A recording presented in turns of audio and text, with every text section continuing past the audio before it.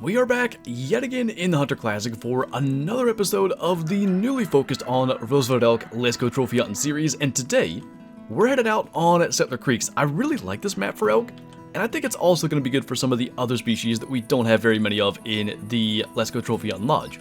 As for our loadout, today it's consisting of the 270 composite, which I really want to make sure we fire more than like 2 times, so hopefully we can do that. We have the standard 44 because we've used the 44 custom already, and for our bow, just the 10-point crossbow. I like this loadout, I think it fits really well, and we'll see how we do out here on Settler Creeks. And in a bit of an unforeseen twist, we are halfway elk hunting from a ground blind. We've got, I think, a herd coming in, and we just had to get that cow out of the way. I guess it just got here super early, but they call from up the hill. It's really not in a good spot. And I actually have some scent placed out there, I think, where that track is, but this cow was so far ahead of whatever else is back there that she got to the scent and then went to the call. So hopefully, if there's a bull in there, they'll all kind of come down here at the same time. And I don't know, the 10 point's fairly silent now, so I don't think they would have heard that.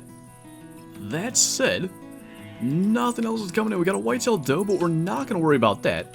So we'll just get our one cow and get out of here. We're really not in a good spot anyway, so I am happy enough to do that. Double lung and liver shot from the 10 point. Gonna be nice to have the crossbow, I think, today. We shouldn't have to worry too much about tracking a lot of stuff that we shoot with it, so I think that'll potentially give us more opportunities at other stuff. Now we're kind of getting somewhere. Got a whitetail buck coming in. Only 50 to 75, but there's another one off to our left, and we just saw the 10-point crossbow spook some elk, so hopefully the other buck is far enough away to not hear that. He just recently called. It's going to be really close. It looks like he called maybe 60 meters away, which is about the distance we would want. Let's go ahead and reload this. If this buck does come in and he's not that big, we use the crossbow, but if he's decent sized, we might go with the 270 just to get to fire it. Evidently, we're just calling in twins. 40 to 65 for that guy. 2 bucks in the same spot, and they end up being the same size. I did not realize that we didn't have more bolts loaded, but fortunately, he's not that big, and that's not that big a worry. We can drop him too, and at least we didn't have to spook anything to get them. And at this stage, probably the only interesting thing is just how close to each other they score. So, hit through everything there, 58.3, which is kind of the typical score for that rack. Then the other one, laying down here, I wouldn't be shocked if he's in that 56, 58 range as well. Looks to be the same, double-lunged him at 14. Actually, he was bigger at 61. Let's just hope any future whitetail bucks we see are bigger than both of those, ideally combined. And up here at this tower, there's typically all kinds of species, so maybe we can get going on the right track.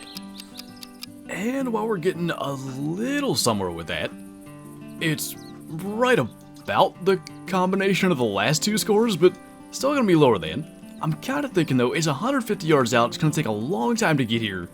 Maybe we crack out the 270 here, and go ahead and at least get one animal down with it. So, bit of a weird angle, but I think the 270 has the power for that. Just need to place it kind of on the upper side of the neck. Not bad. I like this gun too. I'd really, if we get the opportunity to get like a decent hog, I think it's ethical for black bears or a decent whitetail. I'd love to do some sort of trophy shot with it. I don't think we probably ever have done that, but it's a cool looking gun and one that really doesn't resemble many others in the game. But now 3 whitetail bucks off of Settler Creeks when we're looking for bull elk, that would just about make sense. Neck, shoulder blade, and liver. What an odd shot. At least it dropped him. And we'll just kind of continue on from here. I think we're going to go up into sort of the northern part of the map. A lot of times there's elk up there, and this does feel like a sort of a weird hunt so far, not encountering animals where I'd expect to, but maybe we'll start to see a little more of what's typical up there. Well, it's not a bull elk, but we're finally moving in the right direction. We got a pretty good buck here, 165 to 185, and I think he's a 7x7. So a really solid frame, and he might top 170. Definitely one we can add to our lodge, because we've got some sort of lower scoring whitetail in there from this map, actually. There is, though, a bull elk from our north DasBiel. For the first time this entire hunt, we're an hour and 17 minutes in, and we finally have a bull elk, and it looks like Another buck there too. The elk is not bad. Up to 325. The buck, though, is kind of bad, so we'll definitely go for the elk when he gets here. Ooh, that one is definitely better. 375 to 420. I swear if Settlers does this to us again, I'm gonna be really upset. We've had 2 at 395. I can tell immediately that frame is massive. The back tines are okay. They're not great. They could be much better, but for the most part, they're pretty even. The biggest concern I have are the other tines. We haven't gotten to see just how even they are yet. Everything looks pretty solid. There's going to be a deduction on the first back tine for sure. And I think these tines could be better, but man, that's a good one. I think this stand is weird. We're going to go ahead and take the shot from here. Let's get this centered. Not the best shot, but it's going to bring him down. So everything at this spot comes in behind the stand, and it makes it really weird to get a proper shot. We'll go ahead and deal with the whitetail first. I do want to know where we hit that, because it looked... Yeah, I think we got along. We should be fine. Let's grab the buck, and by then the bull will have expired. So first things first, the whitetail buck we shot through basically everything. 171 score. We'll definitely take that. I don't know that we wanted... Let's do a trophy shot just in case, I guess. We also want to make sure we tax that, which I did that in the reverse order, but we can go from the statistics and do it. And while it's not perfect, I think this will work. We got a little bit of sunlight on it. Some of the rack is in the shadows, but we're not going to worry about that too much. We'll go get back on the track of the bull, and while we're doing that, I'll make sure to tax that buck from the stats just so we don't forget. And there he lays right down here in the reeds. This entire track, I've been running here fearing that these back tines are going to cost us. On this, that's going to be more deduction than I thought. On the right side is good. The left side are very uniform, but that doesn't matter. They got to match the ones on the right. Fingers crossed this guy makes it. The frame looks really good. Solid brow tines, let's see. Ended up hitting him in the right lung at 30 meters, 384. I don't know, even with better back tines, if he could have made it. We're definitely going to tax it and take a trophy shot. That is the best elk that we've shot in this series thus far. While I really wanted it to make 400, I don't know what we would have done with this series if we got a 400 elk now already, so that is okay. And actually, all things considered, where we shot him compared to where he died, this will make for a better photo.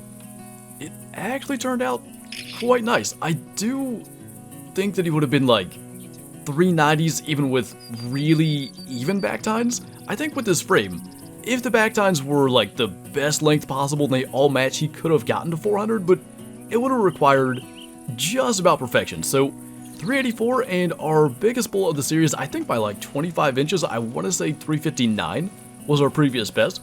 And I do want to talk about that shot for just a moment, because you might have noticed it was sort of all wobbly and rushed. Shadow was in my lap and it was getting up right about the time I went to shoot. And I wasn't going to make excuses if it was a body shot, because that just feels lame, but we hit it in the lungs and it was rushed and weird to say the least. I don't remember seeing this bull with the others, so he may just be completely separate. We got a bugle after claiming the 384, and the problem is when that happens, that is him back there though. Can we get prone? The 44 can take them, so there's hope here. Just need to do it like perfectly. I think that's going to be a lung. That was the one up to 325. So it could have been the case that the huge frame 384 kind of distracted me, because I don't remember seeing that one. But when you get a call after claiming something, there is no new trail or rediscovered trail that comes up. It just identifies the call. So I wasn't sure if he was with them or not. And that doesn't mean that he wasn't there and just didn't call before. That was a body hit though. I guess it was the angle. I do not know if that'll bring him down. At least we got him hit, and there's a chance there, but that could have gone better. I'm not entirely sure what's going on at this point. We got another new trail bugle, and I don't know if they were in that group too.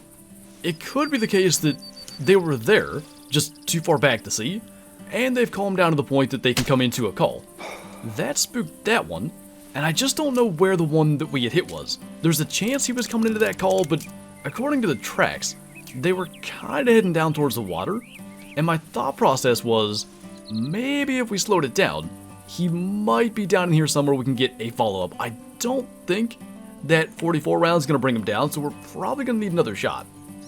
As for this guy, though, probably like a 220-ish bull. Hit just about everything like we've been doing all hunt. Only 190, though.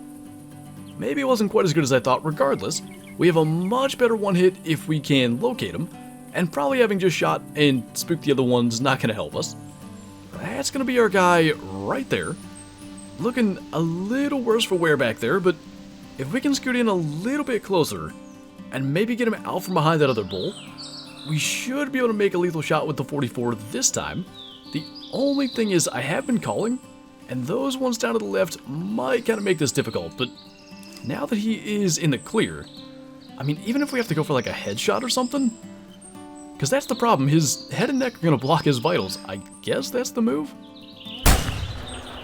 Did not get a brain shot anyway. And I don't know if that impacted. I think 2 shots are going to get him. For the sake of it, though, we'll get as many as we can just to be safe. Talk about an unconventional way to get a bull. I think we hit him 3 times with the 44. All because that one kind of came in a little bit early. He's not bad. I think that was the one that was in there with the 384. All body hits, 315 score, so that is better than the one that we have. We have a 306. I think we're just not going to tax this one, though, especially having gotten the 384. We'll probably... I think we can do better than that, so let's just leave him there. And we're kind of starting to run out of time. We have 8 kills here today, so we're not doing half bad, but we really haven't covered that much ground, so maybe... To wrap up here, we can jump down to here. I'd expect to see bears, turkey, maybe some whitetail and bobcats down here. There's the bobcat. Is it going to be a male? It's a female, so we'll let that go too. And we'll just kind of scoot our way south and see what we run into. So it just kind of occurred to me, I said at the beginning of the hunt that I wanted to try to get more than like 2 kills with the 270. And here we sit, not too far from the end of the hunt, and only at 1 kill. The nice thing is, though, this hunt became a lot more about the actual trophies than what loadout we used. A 384 elk and a 170 whitetail, especially off of settlers, is a really successful hunt. So what I want to try to do is brain shot one of these hogs. I'd like us to stand still, because it would be the same as the body shot on the elk with the 44. If it's not a brain shot, it's just going to survive. So whenever we get the ideal opportunity, we'll probably go ahead and go for that. And I think that right there is about as ideal as we can ask for. So that'll drop him. There was a couple others, but we'll just be happy with our one. And we're not far from the lodge. We can hunt our way back, but I mean, it's literally right across the creek, so I can't imagine we're going to see anything else. But, I mean, we got 2. The 2 kill number that I talked about. Brain and 2 neck bones there, 672 score. And we'll work our way over to the lodge. If somehow there's something between here and there, we'll definitely go for it, but I'm not really holding out hope. It's 300 meters away. And as predicted, nothing between there and the lodge. I mean, the spook radius is around 300 meters, so that's not a big surprise, but let's head in. We have 2 new trophies today. So I moved a couple of things around just to get the whitetail on either side of our elk. It's crazy to see too. I think it's the angle with the Euro mount, but somehow that one looks close to as big as our 384, but you can definitely tell the ones that are all shoulder mounted. The 384 is a far bigger frame, 318 and 306 on either side. There's a lot more antler there in that 384. The bucks are the 152 from Settlers, which I'm guessing was our previous best from this series on the map, and then the 171 from today, so not bad. Got a couple of new trophies and really filling this back wall. I think if we do another Euro mount, because that's the size of the plaque underneath the Euro mount that we have, it may collide with the other elk.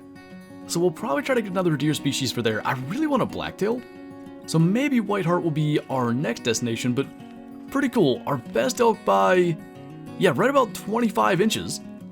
And definitely encouraging going forward already. Just kind of 2 episodes getting back into it. A really solid bull elk. But anyway, that is officially going to do it for this video. So as always, thank you guys for watching, and I'll see you next time.